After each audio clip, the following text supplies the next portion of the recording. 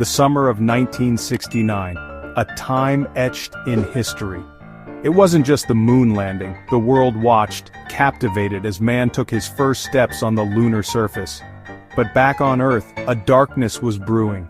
A darkness that would stain the idyllic hills of Los Angeles with blood. The peace and love mantra of the hippie movement would be forever shattered. The victims, young, beautiful, and utterly unsuspecting. Their killer, a charismatic monster, and his devoted followers.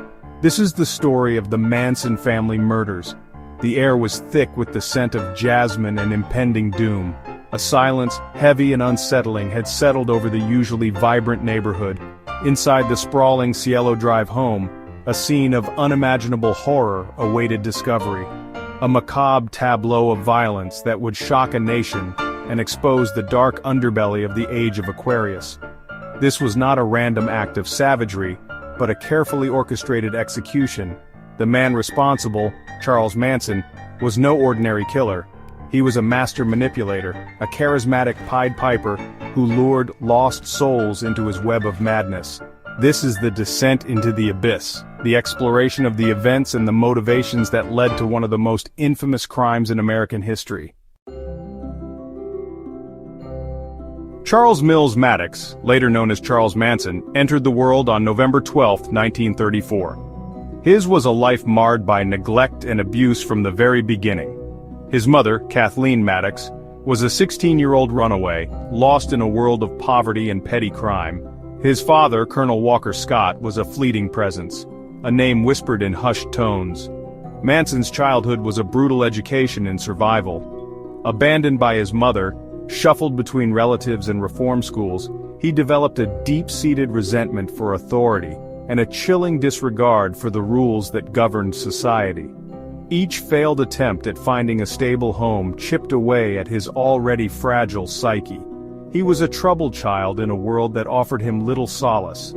Behind those piercing eyes, a storm was brewing, a storm fueled by rejection, humiliation, and a desperate need for control. He found solace in petty crime, graduating from truancy to theft. The system, overwhelmed and ill-equipped, offered him a revolving door of juvenile detention centers and reform schools. Each stint only solidified his hatred for authority and honed his skills of manipulation and deceit. The seeds of a monster were sown. By the mid-1960s, America was undergoing a cultural metamorphosis. The rise of the hippie counterculture, with its emphasis on peace, love, and free-spirited living, appealed to a generation disillusioned with traditional societal norms. The epicenter of this cultural earthquake was San Francisco's Haight-Ashbury district. It was here, amidst the psychedelic haze and free-flowing ideals, that Charles Manson reinvented himself. Gone was the petty criminal, replaced by a charismatic guru with a hypnotic gaze and a message tailored for the times. Manson, a keen observer of human nature, recognized the vulnerabilities of the free love generation. He saw the runaways, the lost souls, the dreamers searching for meaning in a world seemingly on the brink of chaos. To them, he offered a twisted sense of belonging, a surrogate family built on a foundation of twisted ideology and unquestioning loyalty. He preached a bizarre philosophy, a hodgepodge of stolen ideologies and fabricated prophecies. He drew inspiration from the Beatles, twisting the lyrics of the White Album to fit his own twisted narrative. He spoke of an apocalyptic race war, helter-skelter, that would cleanse the world and elevate him to a position of power. His words, laced with charisma and menace, found fertile ground among his followers. They were drawn to his message of love and acceptance, blinded to the darkness that lurked beneath the surface. They were willing to do anything for their Charlie, their savior, their prophet. He had them in his thrall, their minds and wills entirely his own. Manson was a master manipulator, a puppeteer expertly pulling the strings of his followers' lives. He understood the power of isolation, of breaking down their sense of self to rebuild them in his image. He controlled every aspect of their existence, from their diet to their sexual relationships. He encouraged drug use, particularly LSD, as a means of further loosening their grip on reality and making them more susceptible to his influence. He instilled in them a deep-seated fear of the outside world, painting himself as their sole protector, the only one who truly understood them. This climate of fear and dependency made them easy to control, willing participants in his twisted games.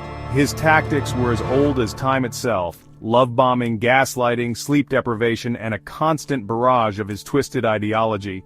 He preyed on their insecurities, offering them a warped sense of purpose and belonging. He encouraged petty crimes, testing their loyalty and further entrenching them in his world of lawlessness. He demanded absolute obedience and enforced his will with a terrifying blend of charm and brutality. Those who dared to question his authority or step out of line were met with swift and brutal punishment.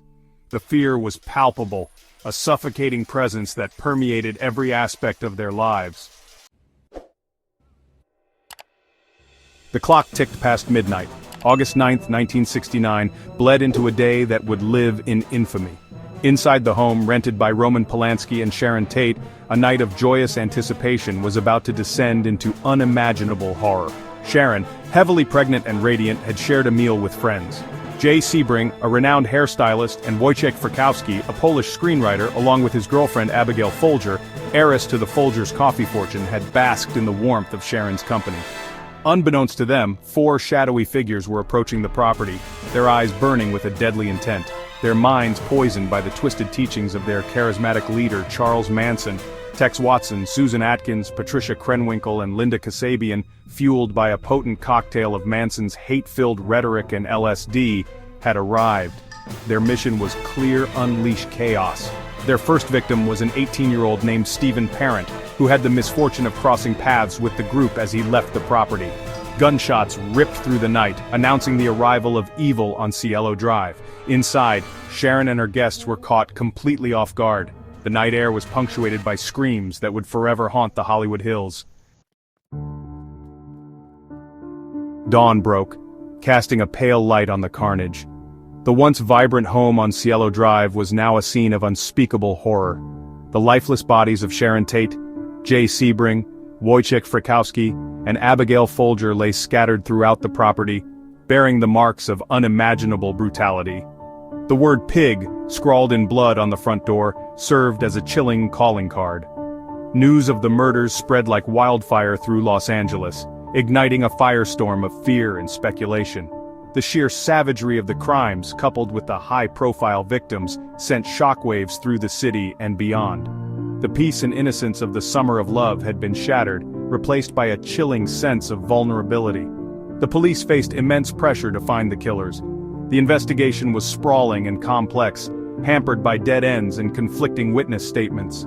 The brutality of the murders pointed towards a crime of passion, but the seemingly random selection of victims made it difficult to establish a motive. The murders at Cielo Drive were more than just a crime, they were a cultural earthquake. As the city grappled with the horror of the Cielo Drive murders, evil was brewing once again. The following night, August 10, 1969, Manson himself led his followers on another rampage, this time targeting Leno and Rosemary LaBianca in their home on Waverly Drive. Driven by a twisted desire to incite a race war, a delusion he referred to as helter-skelter, Manson sought to pin the murders on the Black Panthers. Leno LaBianca, a supermarket executive, and his wife Rosemary, a co-owner of a dress shop, were unsuspecting victims in Manson's twisted game. They were bound, tortured, and brutally murdered in their own home. The word war was carved onto Leno's stomach, and helter-skelter sick was scrawled on the refrigerator door in blood.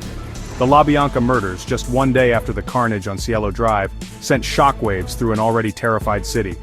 The Manson family, once a fringe group operating in the shadows, had become the embodiment of evil, their names synonymous with chaos and violence. Unraveling the conspiracy clues, confessions, and a jailhouse revelation. The investigation into the murders was sprawling and complex. The LAPD, under immense pressure to find the killers, pursued every lead, no matter how insignificant it seemed. The case took a turn when Susan Atkins, one of the Manson family members already in custody on unrelated charges, boasted to a cellmate about her involvement in the Tate murders. Atkins's confession, filled with chilling details only the killers could have known, cracked the case wide open. She revealed the roles of the other family members, including Tex Watson, Patricia Krenwinkel, and Linda Kasabian, who had been present at both crime scenes. With Atkins's confession in hand, the LAPD began to piece together the puzzle. They discovered the connection between the family and the Spahn Ranch, a dilapidated movie set where the group lived communally under Manson's control. The arrests of Manson, Watson, Krenwinkel, and Kasabian sent shockwaves through the nation. The trial of the century, Manson's manipulations and the world's gaze. The trial of Charles Manson and his followers was a media spectacle unlike any other. The world held its breath as the gruesome details of the murders were laid bare in the courtroom. Manson, with his piercing gaze and erratic behavior, became a symbol of evil, his face plastered across newspapers and television screens around the globe. He relished the attention, using the trial as a platform to spread his twisted ideology. Throughout the trial, Manson attempted to control the narrative, shaving his head, carving an X into his forehead, and engaging in disruptive outbursts. Despite Manson's attempts to manipulate the proceedings, the evidence against him and his followers was overwhelming.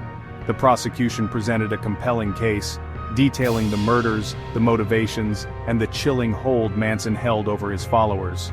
In the end, the jury found Charles Manson, Tex Watson, Patricia Krenwinkel, and Susan Atkins guilty of all charges. A legacy of evil, the enduring shadow of the Manson family. Decades have passed since the horrors of August 1969, yet the Manson family murders continue to cast a long shadow over popular culture. The crimes, so brutal and seemingly senseless, continue to fascinate and horrify, inspiring countless books, films, and documentaries. Manson himself, though dead, remains a cultural bogeyman, his name synonymous with evil and madness. The enduring fascination with the Manson family murders speaks to a primal fear of the unknown, the darkness that lurks beneath the surface of even the most seemingly idyllic communities. The crime shattered the illusion of peace and love that defined the 1960s, exposing a dark underbelly of societal unrest and the dangers of unchecked charisma. The case serves as a cautionary tale about the seductive power of cults and the fragility of the human psyche. The Manson family became a symbol of the dark side of the counterculture movement, a chilling reminder that peace and love could easily give way to violence and chaos. Echoes of madness. Can we ever truly escape the darkness? The Manson family murders remind us of the human capacity for evil. Monsters do not always lurk in the shadows. Sometimes they walk among us. Manson manipulated those around him, turning them into instruments of his madness. Could such a tragedy happen again? The answer is complex. The factors that contributed to the Manson family murders are still present today. As long as these conditions exist, the potential for such darkness to resurface remains. We must remain vigilant in recognizing and addressing the signs of extremism. The legacy of the Manson family murders should remind us to challenge extremism and protect the vulnerable.